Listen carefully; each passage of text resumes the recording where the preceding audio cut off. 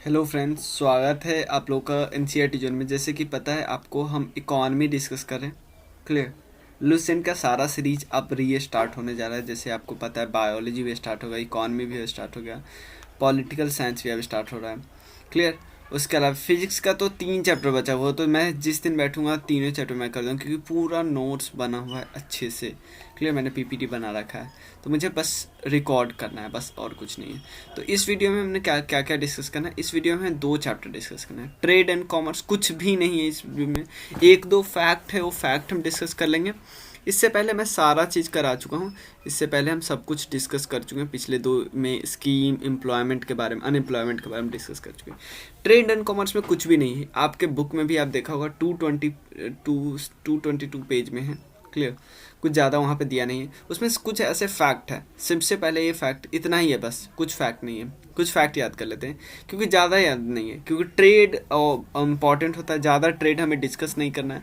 सबसे पहले लिखा हुआ है कि 1600 से ब्रिटिश ने इंडिया में ईस्ट इंडिया कंपनी आना स्टार्ट हो गई। क्लियर। स्टार्ट हो गई। क्लियर। लेकिन जो ट्रेड था इंडिया के फेवर में चल रहा था टिल 1757। क्यों क्यों क्यों? क्योंकि इंडिया अपना बहुत सामान बाहर बेचता था, जिसके कारण बहुत सारे पैसे इंडिया में आते थे। तो इंडिया के फेवर में हुआ ना, ये इंडिया ज़्यादा एक्सपोर्ट करता था और इंडिया इंपोर्ट कम करता था, क्योंकि इंडिया में मोस्टली सब कुछ मिलती ही थी। क्लियर। तो इंडिया के पेपर में था 1757 तक। होता क्या है इसके बाद, उसके बाद ब्रिटेन ने हैवी ड्यूटी लगाना स्टार्ट कर दिया इंडिया से जो सामान ब्रिटिश में जाते थे उन पे। क्लियर। ताकि इंडिया के सामान इन मार्केट में बिके ही ना, और ये सामान इंडिया में फिर लौट के आ जाए, या ये सामान कहीं बिके ही ना। क्लियर। हैवी ड्यूटी लगानी शुरू कर दी। क्लियर। हैवी ड्यूटी लगाने से क्या होता है, इंडिया का सामान बिकेगा नहीं। तो ब्रिटिश खुद ब खुद, क्योंकि सामान बनाने लगा था इंडस्ट्रियल रिवॉल्यूशन के बाद, वो सारा सामान ब्रिटिश बना लेते, और इवन ब्रिटिश सस्ता बनाने लगा था, और एक इसमें हैवी ड्यूटी और ऊपर से अपना सामान सस्ता, तो इंडिया का कोई सामान खरीद ही नहीं रहा था। क्लियर। तो इंडिया के स्ट्रक्चर ऑफ इंडस्ट्री को डिस्ट्रॉय कर दिया। क्लियर। उसका कुछ डेटा है दिया है कि पहली कॉटन टेक्सटाइल की फैक्ट्री पहली बार कब बनी, 1818 में बनी। कहाँ पे बनी? कोलकाता में। घुरघारी जगह है कोलकाता में। क्लियर।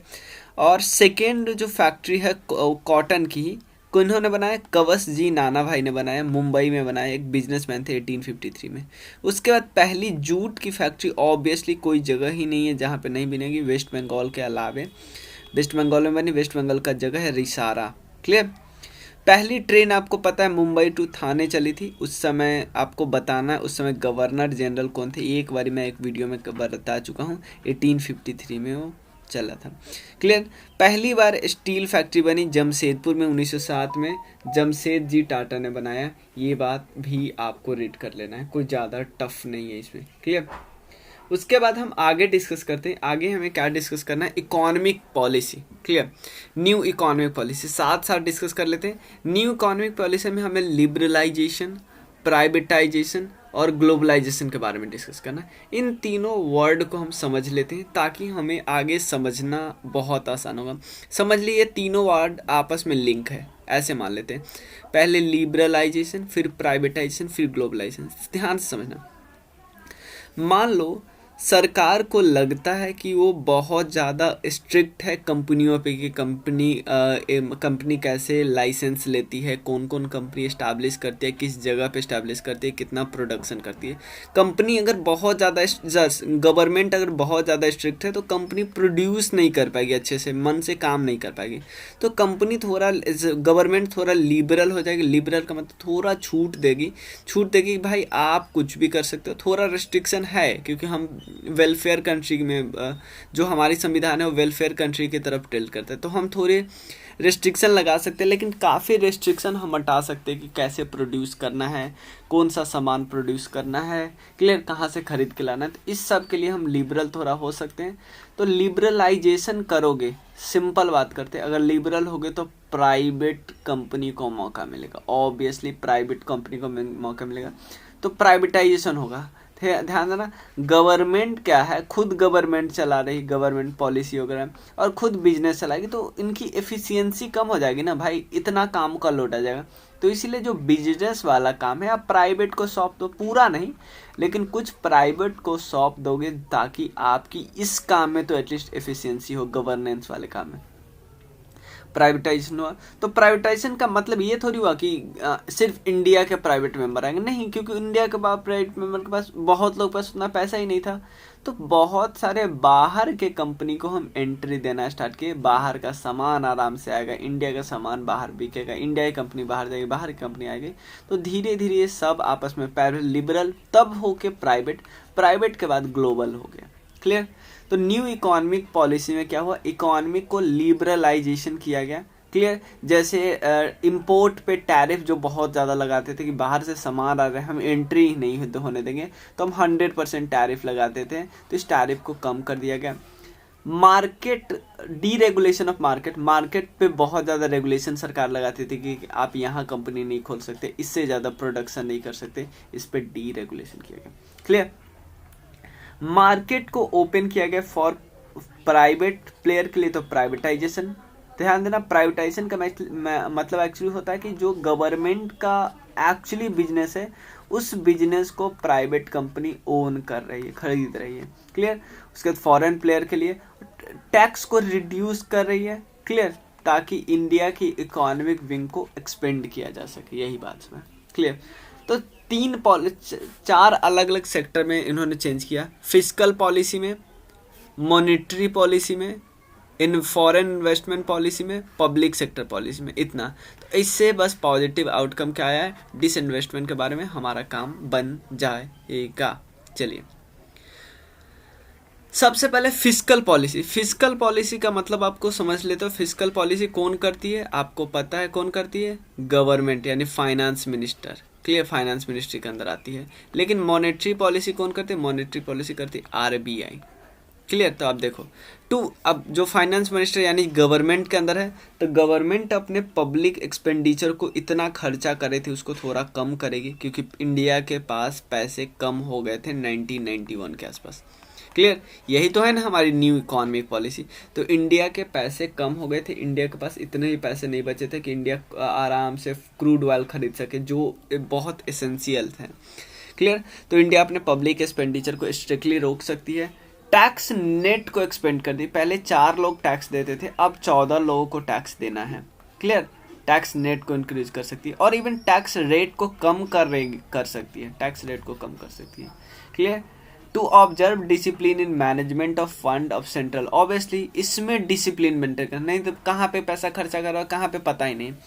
ग्रांट जो गवर्नमेंट बार बार देती थी, इस देश को, यहाँ पे इस स्टेट को ग्रांट देने में थोड़ी कोताही बरतो। पहले बहुत सी देखो कि बहुत ज़्यादा एसेंशियल है देना, तभी तो। क्लियर। अब मॉनेटरी पॉलिसी, आरबीआई के अंदर कुछ चीज़ें चेंज करनी है। तो क्यों चेंज करनी है, क्योंकि इन्फ्लेशन को कंट्रोल करना है, महंगाई बहुत ज़्यादा बढ़ रही थी। क्लियर। महंगाई बहुत ज़्यादा बढ़ रही थी। क्लियर। तो पहला क्या है, monopolistic and restrictive trade practice, इसमें रिफॉर्म किया जाएगा। भाई ट्रेड प्रैक्टिस में मोनोपोली थी गवर्नमेंट ऑफ इंडिया की। क्लियर। इसको थोड़ा कम किया जाए, एमआरटीपी को रिलैक्स किया जाएगा। क्लियर। इंडस्ट्री को ध्यान देना, इंडस्ट्री को लाइसेंस, प्राइवेट इंडस्ट्री को आराम से लाइसेंस दिया जा सकता है। ऐसा था ना, आराम से मिल सकता है। पहले क्या था कि बहुत ज़्यादा रेस्ट्रिक्शन हुआ करती थी कि इसमें तो सिर्फ गवर्नमेंट ही जाएगा, अब उन समय प्राइवेट को भी एंट्री मिल गई, सिर्फ 18 को छोड़ के। क्लियर। पब्लिक सेक्टर एंटरप्राइजेज को प्राइवेट खरीद रही थी, जिसको हम प्राइवेटाइजेशन बोलते हैं। क्लियर। इसमें एफिशिएंसी नहीं आ रही थी, अच्छे से काम नहीं हो रहा था, प्राइवेट लाएगी काम होगा। क्लियर। फॉरेन इन्वेस्टमेंट पॉलिसी यानी एफडीआई वगैरह जो बाहर से आता है, तो डायरेक्ट जो फॉरेन इन्वेस्टमेंट आता है एफडीआई, फॉरेन डायरेक्ट इन्वेस्टमेंट इसी को बोलते हैं, उसमें 50% अगर आप किसी इंडस्ट्री में लगा रहे हो तो आप ऑटोमेटिक अप्रूवल से आ रहे हैं, आपको इसके लिए अप्रूवल ऊपर से नहीं लेनी पड़ेगी। फॉरेन कंपनी अगर एक्सपोर्ट एक्टिविटीज में शामिल करे तो 51% कैपिटल तक उसको कोई अप्रूवल नहीं लेनी पड़ेगी। Automatic approval for technology agreement industry, high priority sector में कोई टेक्नोलॉजी एग्रीमेंट की बात आ रही है तो उसमें भी अप्रूवल होगी ऑटोमेटिक। क्लियर। उसके बाद पब्लिक सेक्टर, जो पब्लिक सेक्टर एंटरप्राइजेज नहीं होती महारत्ना वगैरह। क्लियर। तो रिजर्व इंडस्ट्री का नंबर 8 कम हो गया, पहले अब तो 4 है, पहले बहुत था, उसके बाद 8 हुआ, अब तो 4 ही है। क्लियर। जो रिहैबिलिटेशन, कुछ ऐसी इंडस्ट्री होती है जो बहुत सिक हो गई है, ऐसे इंडस्ट्री की रिहैबिलिटेशन को हैंडल कर दो आप किसके पास, board of industry financial reconstruction के पास। क्लियर। इंडस्ट्री को इतना पावरफुल बनाओ MOU के मेमोरेंडम ऑफ अंडरस्टैंडिंग की मदद से। क्लियर। लोगों को वॉलंटरी रिटायरमेंट दो ताकि एफिशिएंसी आए काम में, वर्कफोर्स कम हो तो गवर्नमेंट की सैलरी बचे। क्लियर। उसका डिसइन्वेस्टमेंट कमीशन की बात कही है। हाँ, ये है कुछ आउटकम में क्या हो, GDP इंक्रीज होगा, डेटा मत याद रखना। क्लियर। उसके बाद फॉरेन डायरेक्ट इन्वेस्टमेंट इंडिया में बहुत ज़्यादा आने लगे। क्लियर। क्योंकि इंडिया में एक तो साइज ज़्यादा था, इवन लोगों के पास पैसे भी थे, तो बाहर की कंपनी आराम से बहुत ज़्यादा आने लगी, इंडिया थोड़ा रिलैक्स की। क्लियर। अनएम्प्लॉयमेंट डिक्रीज हुआ, पर कैपिटा इंक्रीज हुआ, एक्सपोर्ट इंक्रीज हुआ। क्लियर। डिसइन्वेस्टमेंट की बात करते हैं। डिसइन्वेस्टमेंट कमीशन को सबसे पहले इंट्रोड्यूस किया गया कब, 1996 में। डिसइन्वेस्टमेंट कमीशन को कंस्टिट्यूट किया गया 1996 में। काम क्या था, to review, give suggestion and make regulation on the issue of डिस। क्या करती, रिव्यू करती कि भाई डिसइन्वेस्टमेंट करे कि नहीं। क्लियर। गवर्नमेंट के लिए, गवर्नमेंट खुद थोड़ी करेगी, ये काम करेगी, सजेस्ट करेगी गवर्नमेंट को, रेगुलेट करेगी। क्लियर। तो GV रामकृष्ण जी को पहला डिसइन्वेस्टमेंट कमीशन का फर्स्ट चेयरमैन बनाया गया। डिसइन्वेस्टमेंट कमीशन का फर्स्ट चेयरमैन किसको, GV रामकृष्ण जी को। क्लियर। डिसइन्वेस्टमेंट का मतलब यही होता है। तो डिसइन्वेस्टमेंट के बाद एक और टर्म आ गया है, स्ट्रेटेजिक डिसइन्वेस्टमेंट। स्ट्रेटेजिक डिसइन्वेस्टमेंट का क्या मतलब होता है, एक्चुअली मतलब होता है कि आप इवन इन्वेस्टमेंट का सिंपल डिसइन्वेस्टमेंट का मतलब है सरकार के पास कोई 100 करोड़ का चीज़ है या ऐसा कैपिटल है, उसका 25% गवर्नमेंट ने प्राइवेट कंपनी को 25% देने का मतलब कुछ ऑपरेशन, जैसे मान लो आपकी दुकान है स्टेशनरी की। क्लियर। तो जो आपका गवर्नमेंट जॉब वाला जो बुक सेल्फ है ना, वो आप किसी और कंपनी को दे दिए। जैसे शहरों में काफ़ी ज़्यादा ऐसा होता है, कुछ मोबाइल की दुकानें होती हैं, तो मोबाइल में जो हेडफोन वाला सेक्शन होता है किसी और का होता है, बैटरी वाला सेक्शन किसी और का होता है, नेहरू प्लेस में ऐसा देखने को मिला है, और जो मोबाइल को रिपेयरिंग का सेक्शन किसी और का होता है। तो आप देख रहे हो, पहले मान लो पहला सारा एक इंसान का था, अब इसने 15% इसको दे दिया, 15 इसको, 15 इसको। सेम यही होता है, गवर्नमेंट की है 25% किसी प्राइवेट को दे दिया, कोई एक सेक्शन दे दिया। लेकिन मैनेजमेंट अभी भी गवर्नमेंट के हाथ में है। कब तक, जब तक गवर्नमेंट के हाथ में 50% से ज़्यादा होगा। क्लियर। लेकिन इसमें स्ट्रेटेजिक डिसइन्वेस्टमेंट में गवर्नमेंट क्या करती है, भले ही डिसइन्वेस्टमेंट करती है, लेकिन ऑनरशिप भी ट्रांसफ़र कर दी। ध्यान देना, ऑनरशिप भी ट्रांसफ़र कर देती है ताकि क्या हो, एफिशिएंसी आए काम में। यही बात यहाँ पे कर रहे हैं, स्ट्रेटेजिक डिसइन्वेस्टमेंट है। क्लियर। GV रामकृष्ण हमारा हो गया, कोई दिक्कत नहीं है। आप एक डेटा और याद कर लिए, 1992 में क्या हुआ, नेशनल रीन्यूएबल फंड बनाया गया। क्लियर। ताकि national renewable fund was constituted for rehabilitation of displaced laborer of sick industries unit affected due to the industry modernization technological development। Simple है, नेशनल रीन्यूएबल फंड, एक फंड बनाया गया, fund में पैसा होगा। कब बनाया गया, 1992 में।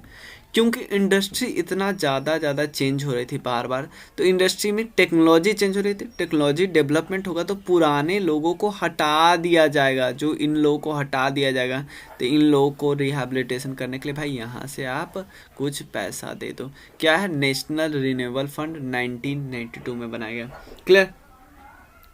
ये जो कंपनी हुई, हाँ, नवरत्ना के बारे में पता ही है आपको, और कुछ ज़्यादा नहीं। LPG के तो आपको पता ही होगा, LPG डिसइन्वेस्टमेंट, सबका मतलब तो आपको पता ही हो गया, तो कोई नहीं है। नेक्स्ट वीडियो में इंडियन फाइनेंशियल सिस्टम डिस्कस करें। एक वीडियो में मैं पूरा आपको अच्छे से बता दूंगा। क्लियर। आपको कोई भी दिक्कत नहीं होगा, आपका पूरा एक वीडियो में ही बता दिया जाएगा। चलिए मिलते हैं फिर। Thank you so much. और उसके बाद हम फाइनल फिस्कल सिस्टम मिलते हैं। Thank you so much.